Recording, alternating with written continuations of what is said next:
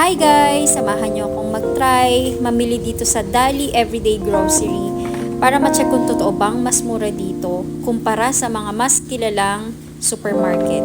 Inuna ko na nga tong parang Pringles sa kanila, Chipsy Tomato for 55 pesos.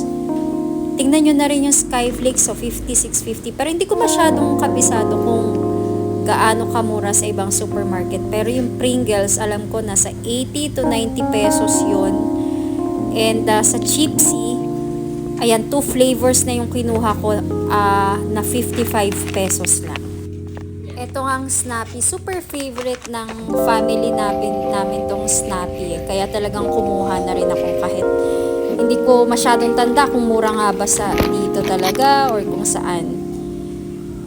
Pero ito yung mas napansin ko, yung price drop ng Wilkins. Sobrang mura kasi talagang lagi kaming nabili nun. Kumuha na rin pala ako nitong Twist O Super kasi super paborito to ni Ate Sam. Kukuha na nga rin pala ako ng apple flavor para matikman namin kung magugustuhan din niya. Pero yung orange flavor talaga yung pinakagusto niya dito. Sobrang mura nito kaya hindi na kami din nawawala ng stocks niyang Twist O na yan. Nakakita rin pala ako dito ng Century Super Kids, yung crispy tuna nuggets. First time namin matatry to. So, babalitaan namin kayo kung ano yung review namin. But so far, lagi kasi kaming chicken nuggets talaga. Dito nga pala sa Dali, ano pa tawag doon, hindi ka nila tutulungan mag-pack ng mga napamili mo.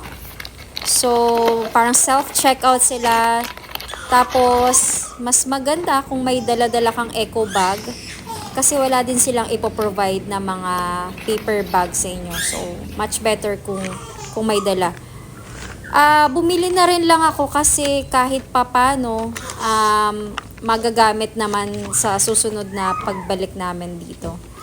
Ayan nga. Konti lang naman yung napamili ko. Yung iba hindi ko na video. But, sa susunod na lang siguro ulit.